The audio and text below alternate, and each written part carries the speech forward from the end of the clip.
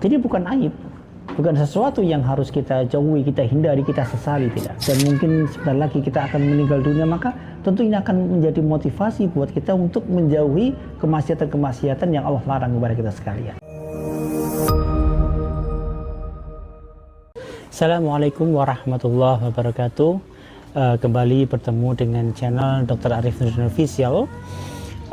Kali ini sambil menunggu makanan datang, ya, saya akan memberikan sebuah tips, ya, buat teman-teman yang saat ini sedang dirundung musibah sakit, ya. Kenapa? Karena banyak di antara kita itu yang menjadikan penyakit seperti seakan-akan sebuah aib gitu. Aib yang menjijikkan, aib yang menakutkan, sehingga mereka berusaha menyembunyikan penyakit-penyakitnya. Mereka minder bertemu dengan orang lain, mereka tidak percaya diri lagi bertemu dengan orang lain, dan beraktivitas pun mereka menjadi terhambat gara-gara malu dengan penyakitnya gitu. Maka perlu saya sampaikan bahwa penyakit itu bukan sebuah aib yang harus disembunyikan gitu, ya. Penyakit itu adalah sesuatu yang terjadi pada setiap orang tanpa kita menginginkannya, dan penyakit bukan merupakan sebab dari sebuah kesalahan-kesalahan kita, tidak 100%.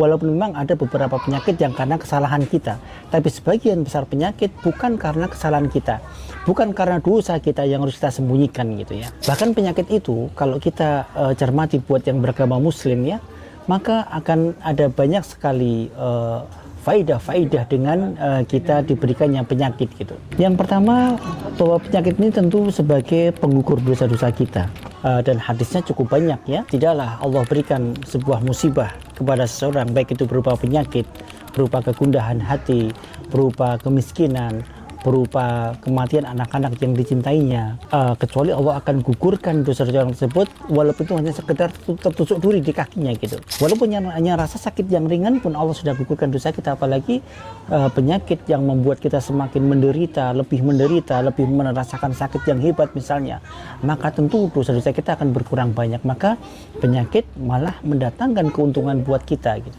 Jadi bukan aib, bukan sesuatu yang harus kita jauhi, kita hindari, kita sesali, tidak. Kemudian penyakit ini tentu akan lebih mendekatkan kita kepada Allah Subhanahu wa taala. Ketika rasa sakit datang, maka kita ingat bahwa sungguh semua ini milik Allah Subhanahu wa taala. Sungguh semua ini atas kehendak Allah Subhanahu wa taala. Maka apapun kehendak Allah pasti akan terjadi gitu, ya. Dan kemudian kita harus sadar bahwa penyakit ini adalah Allah yang memberikan dan Allah juga yang akan mencabutnya gitu, ya. Maka tentu kita harus mengetuk pintu arsy Allah Subhanahu wa taala yang maha memberikan dan menghilangkan penyakit untuk Allah sembuhkan penyakit kita. Maka ini akan mendekatkan kita kepada Allah Subhanahu wa taala. Rasa sakit yang hebat yang diobati dengan obat tidak mampu lagi, maka hanya Allah solusinya gitu. Ketika kita akan berbuat maksiat, kita ingat bahwa kita akan sakit dan mungkin sebentar lagi kita akan meninggal dunia, maka tentu ini akan menjadi motivasi buat kita untuk menjauhi kemaksiatan-kemaksiatan yang Allah larang kepada kita sekalian. Dan kemudian penyakit juga merupakan sebuah ujian untuk kenaikan derajat kita gitu. Maka orang yang sakit kemudian dia bersabar, dia tetap bersyukur, ya, dia tetap tawakal kepada Allah Subhanahu wa taala, tentu Allah akan naikkan derajatnya.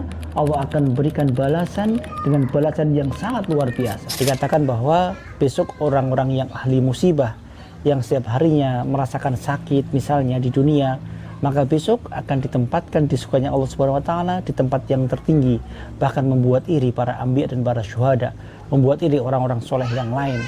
Sampai-sampai mereka mengatakan, ya Allah, turunkan kami ke dunia, berikan kami sakit seperti sakitnya si fulan, agar kami bisa naik derajatnya sesuai dengan derajat si fulan. Tetaplah bersyukur dengan penyakit kita, tetaplah tawakal kepada Allah, tidak menggerutu, tidak mengeluh yang berlebihan gitu, ya. Karena ini akan menunjukkan bahwa kita lulus dalam ujian dari Allah Subhanahu wa taala. Dan sekali lagi, tidak usah minder, tidak usah malu, tidak usah takut penyakitnya dari orang lain, karena ini sungguh merupakan anugerah dari Allah Subhanahu wa taala kepada kita sekalian.